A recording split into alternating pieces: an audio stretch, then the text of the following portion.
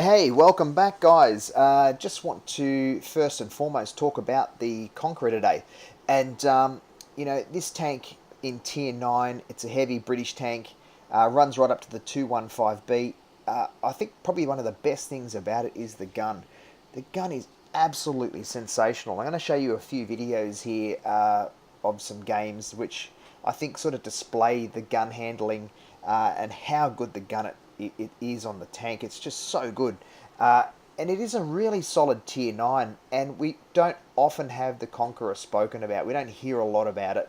It's sort of one of those tanks that have just kind of been forgotten about in a way. Doesn't get buffed, doesn't get nerfed, just sort of sits there in the background. You see them on battle in the battlefield occasionally. It's not a tank a lot of people are driving, but it's a tank I really enjoy. I don't know why. I just really love the tank.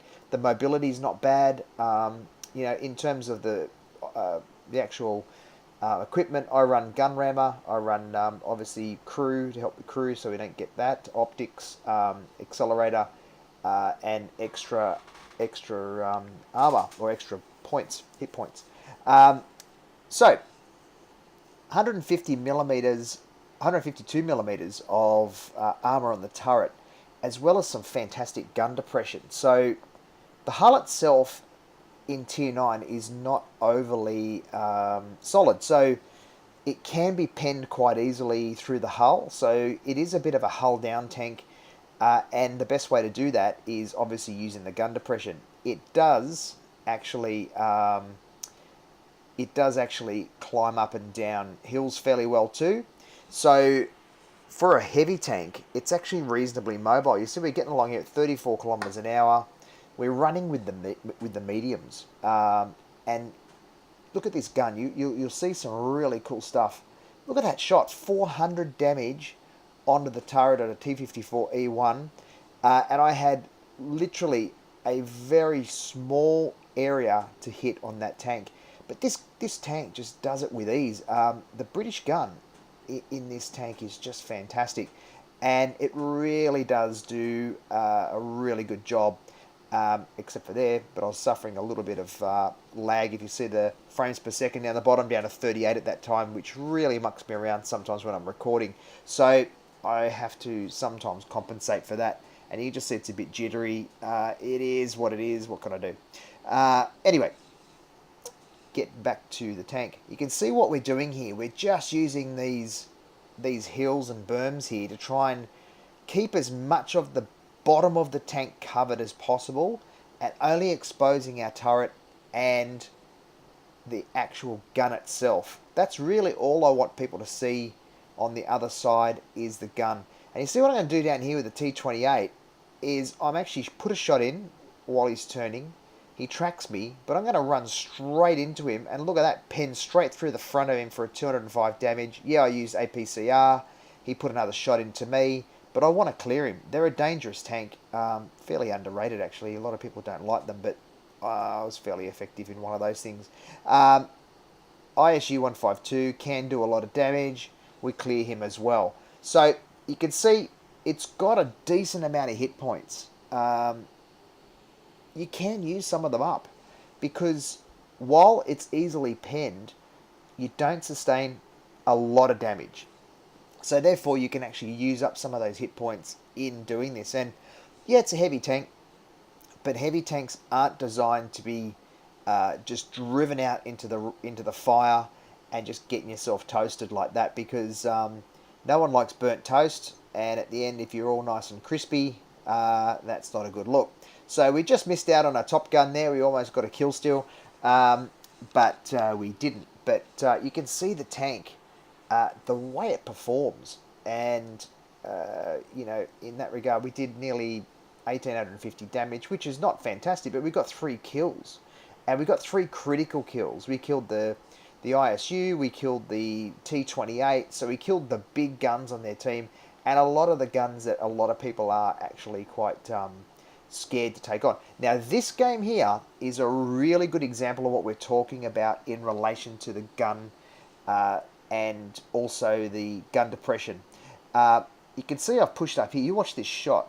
Just missed on the hop. It hadn't even had time to fully aim.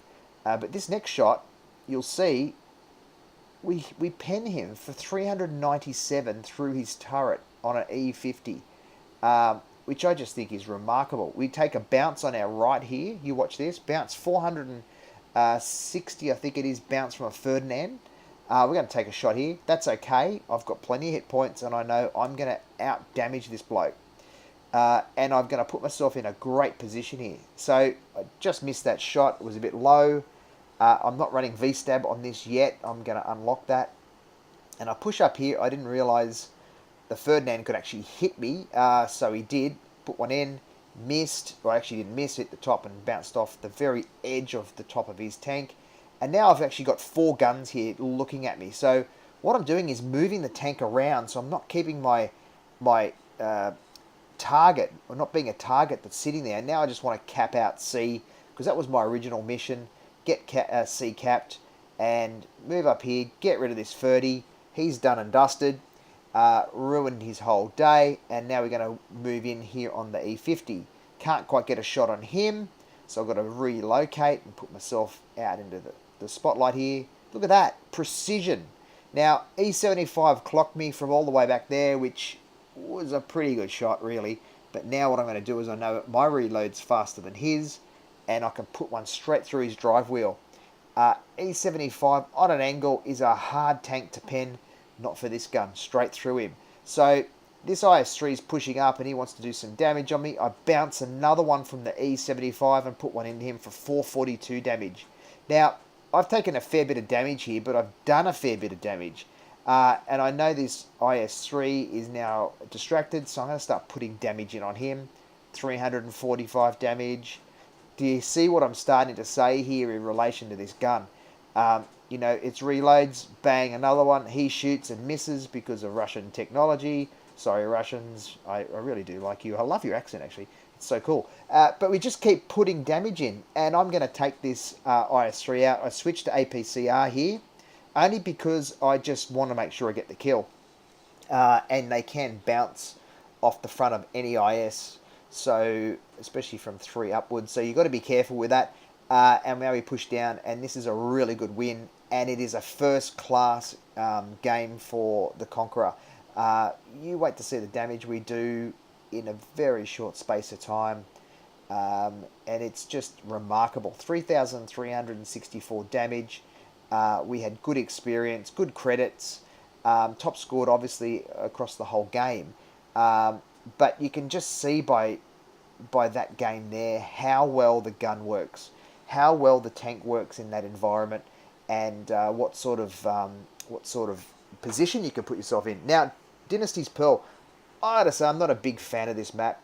I know what they're trying to achieve. It's a really cool looking map. The graphics are fantastic, but I'm not a big fan of it. Reason being is, you know, it's just too tight. There's not a lot of room to sort of move. So I'm calling here left. And look, the reason I go down here left is because I want to use cover. I want to use the undulation of this part of the map to go hull down, get my turret up the top, and start shooting. E75's buggered off to A. He's gone that way. Well, he ends up having a fairly good match, so I can't criticise him, and I'm not going to. But when you're sort of on this map, everyone does sort of need to cover off all bases rather than separating ourselves. So pushed up here on this T54. Look at that, on the hop, 365 damage through his drive wheel, and T44's taken the bit between the teeth, and he's rushing up on the T54. So I'm going to support him up here. I don't know where the rest of the team are. I do know that are capping A, which is quite normal for a lot of people on this map, coming from the other direction.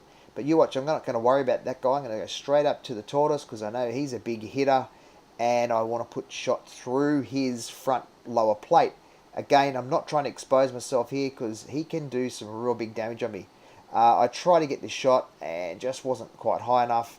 But the precision of this gun, you watch this on him, bang, straight through, and bounced him for 400. So that is kind of some of the stuff you can do in this tank if you just get yourself right. And that you play it a little bit like a medium. You know, you can take your shot, pull back, and it's got good reverse speed, which is very important. So you can see now what I'm doing. I'm just trying to use this tree for cover on this IS-8. He can still see me though, which I wasn't fully aware of, and I'm just trying to keep my eye on the rest of these guys. This RU's trying to push up.